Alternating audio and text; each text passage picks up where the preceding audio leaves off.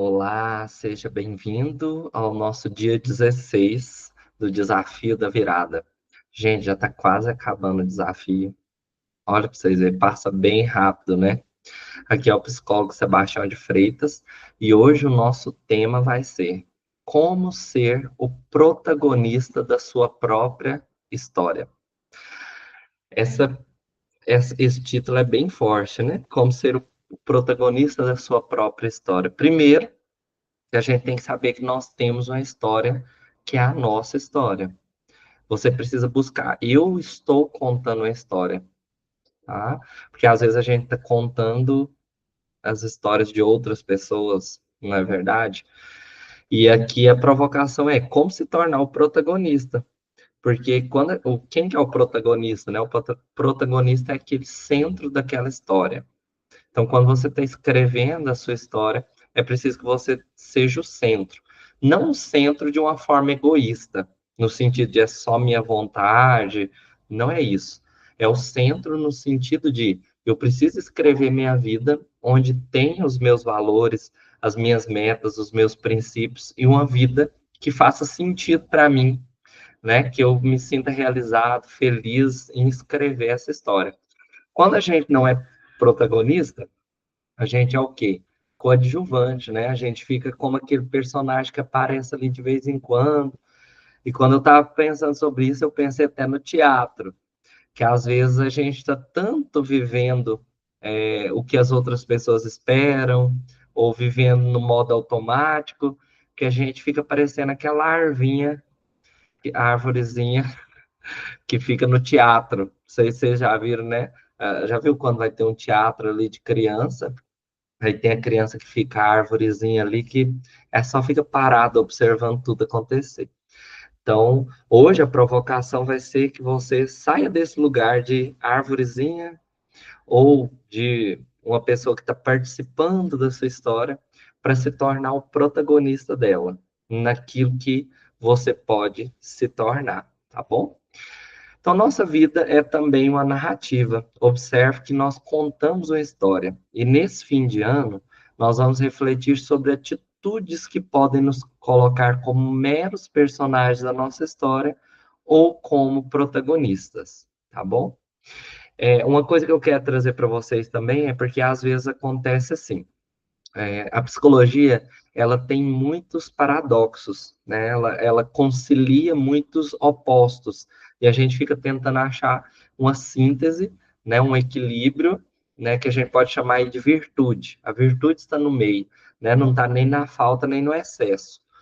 E aí, às vezes, quando a gente fala de um polo, algumas pessoas já começam a questionar, Sebastião, mas isso aqui, tá?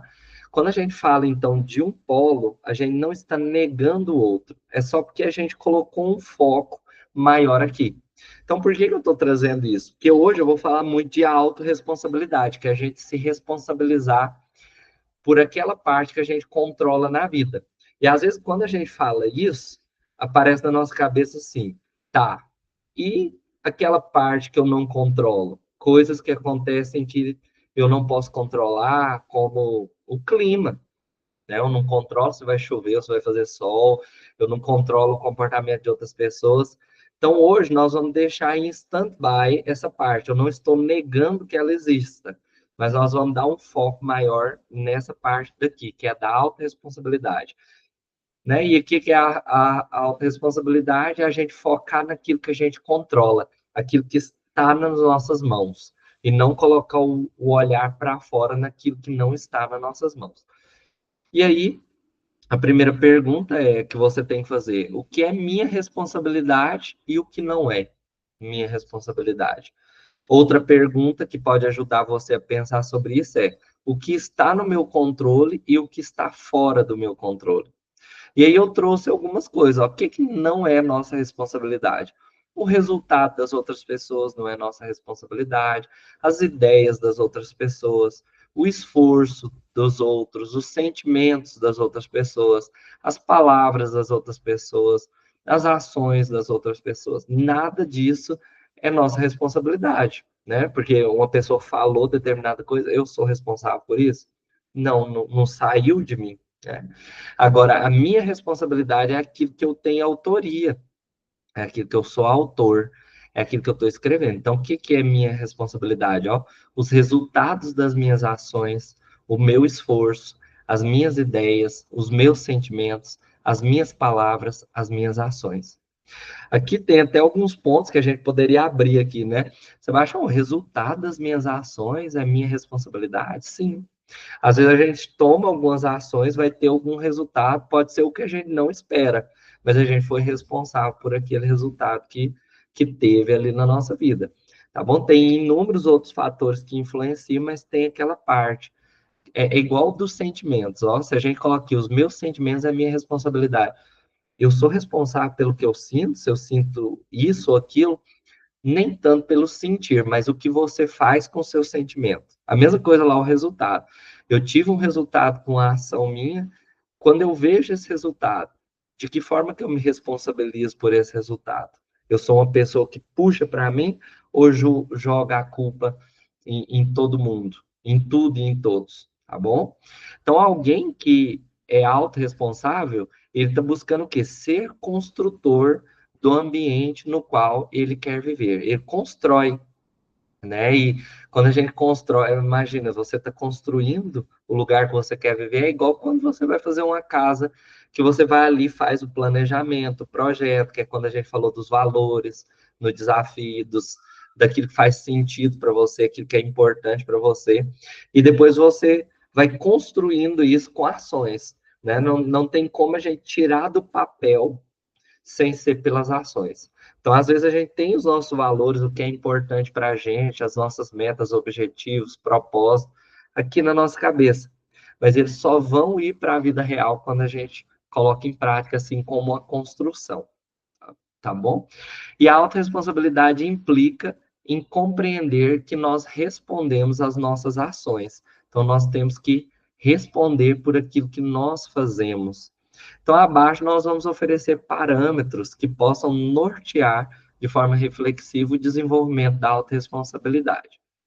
Em resumo, quando a gente se autorresponsabiliza, né, aqui eu coloquei quando a gente tem autorresponsabilidade, vamos colocar assim, é como reconhecer que existem muitas coisas que estão fora do nosso controle. Então a gente, ó, eu sei que tem coisa que está fora do meu controle, mas podemos nos questionar o que está no nosso controle nas situações que estamos vivenciando e o que nós podemos agir e mudar, tá? Então, tem até uma pergunta que ela é muito boa, que às vezes a gente olha para a nossa vida e às vezes a gente está com pouca autorresponsabilidade, né? Porque a gente fala, é culpa da política, é culpa das outras pessoas, é culpa do mundo, é culpa da onde eu nasci, menos se autorresponsabilizar, se implicar. E aí eu trago para as pessoas, tá, eu concordo com você que nada disso a gente controla, né? Às vezes a política está fora do nosso controle, é uma coisa grande demais, o comportamento das outras pessoas não é responsabilidade, nada disso.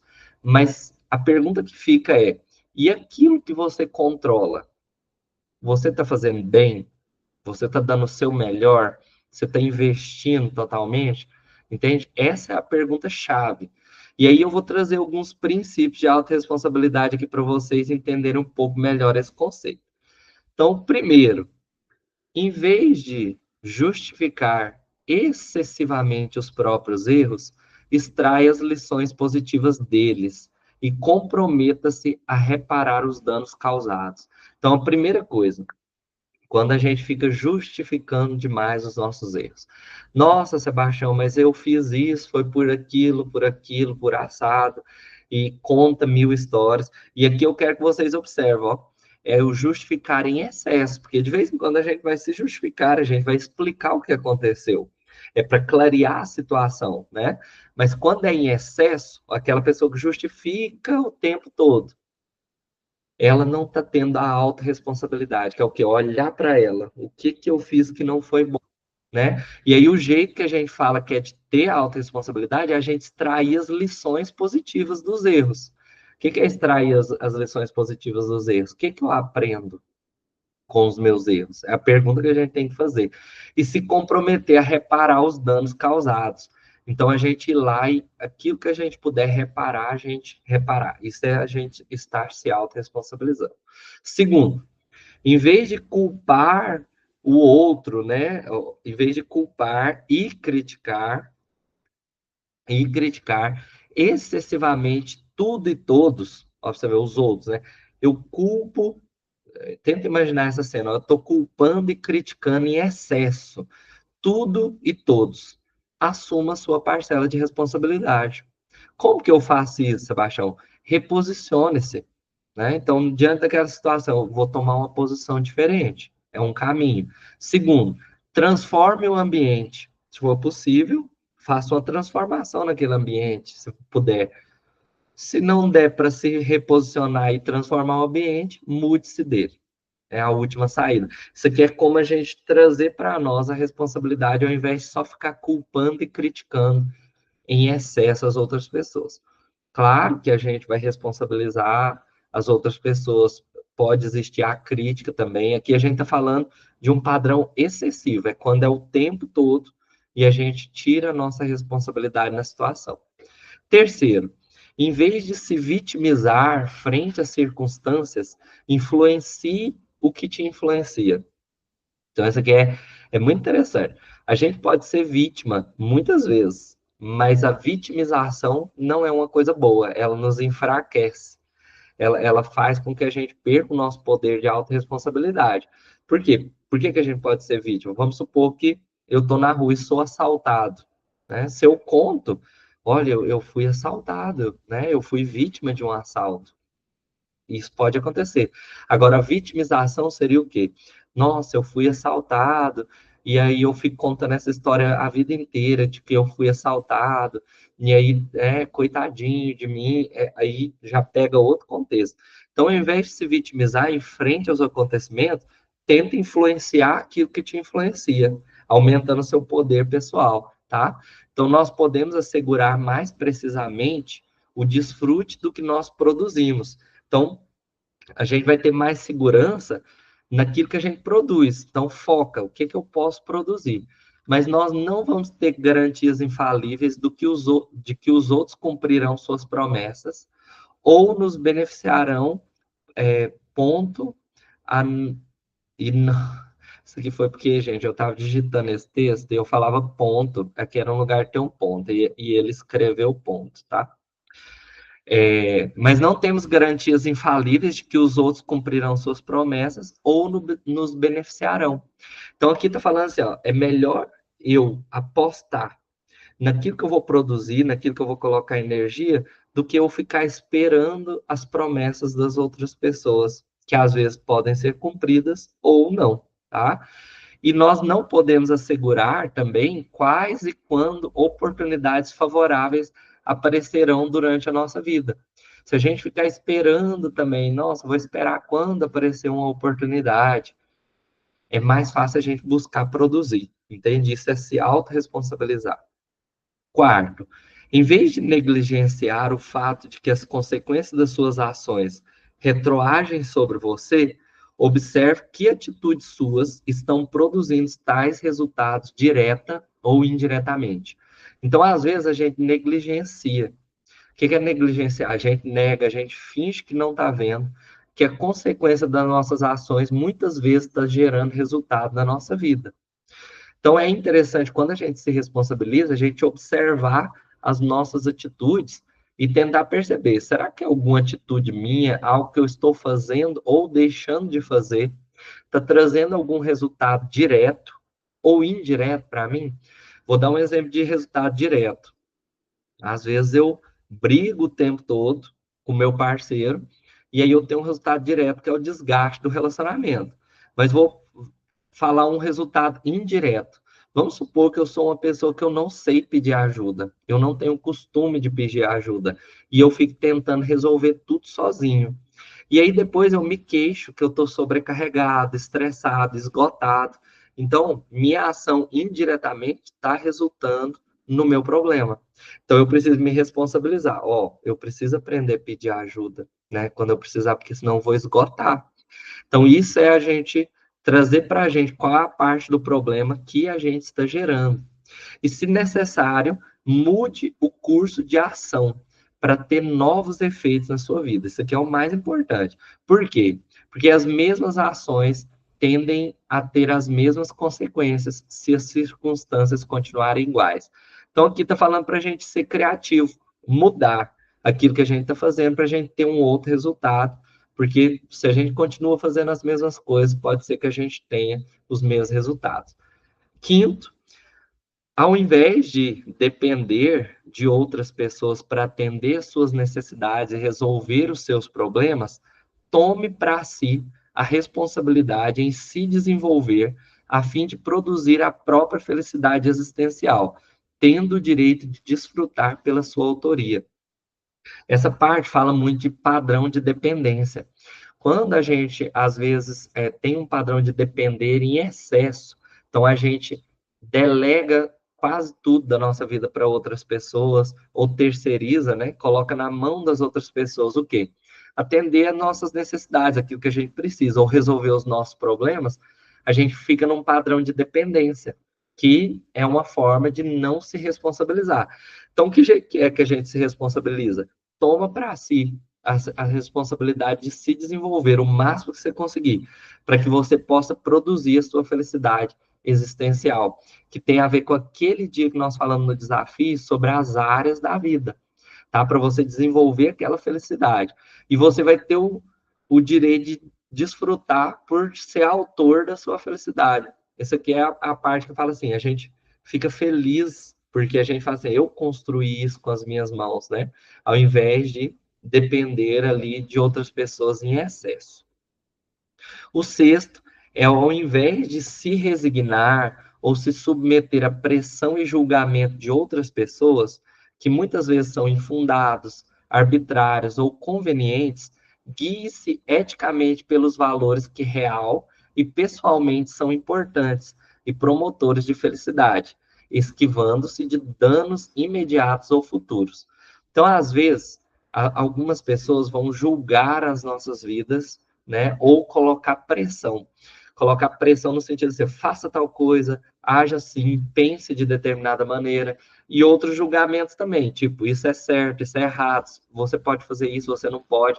Então, ao invés de você se resignar e submeter, você avalia essas pressões e esses julgamentos. E aí, o que você faz? Não, eu vou olhar para os meus valores. O que de verdade é importante para mim? E que promove a minha felicidade? Claro que sempre a gente vai tentar correr disso aqui, ó, que é os danos imediatos e futuros, não entrando em gratificações aí que são armadilosas, que é mais ou menos assim, algo que eu vou ganhar agora, mas perder lá no futuro. E o sétimo, ao invés de atribuir o sucesso ou insucesso à sorte, ao azar e ao destino, assuma a força da decisão, da estratégia, do trabalho, do esforço e da persistência. Então, isso aqui não é que a gente não vai acreditar que tem, né, um quê de sorte na vida, de azar, de destino. A vida é muito misteriosa, ela é muito grandiosa para a gente responder, né, se tem ou não tem, a quantidade que isso existe, né? Mas a proposta que está colocando aqui é que se você quer ser uma pessoa autorresponsabilidade, que tem autorresponsabilidade, que você não fique apostando na sorte, apostando no azar ou no destino. Tipo assim, Sebastião, meu destino é isso mesmo. Ou pode ser que eu tenha sorte, pode ser que eu tenha um azar, porque aí você fica dependendo do quê? Das circunstâncias, do que vai acontecendo. E viver assim, gente, é o segredo para a infelicidade. Então, o que é melhor a gente fazer? Aposta na decisão. Tipo assim, eu vou ser uma pessoa que eu vou decidir. Vou ser uma pessoa que tem estratégia e depois vou trabalhar, esforçar e ter persistência.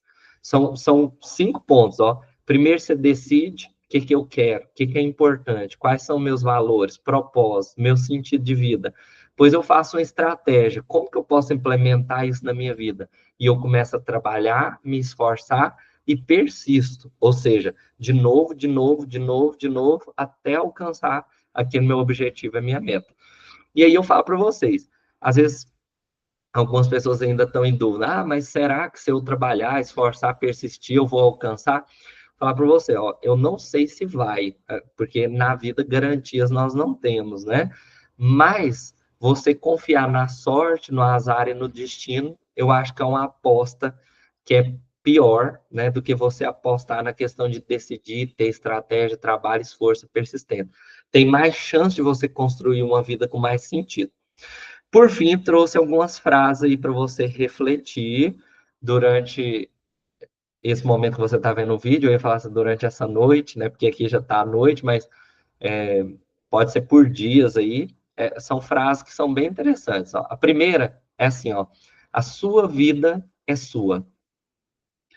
Repita sempre, ó, a sua vida é sua.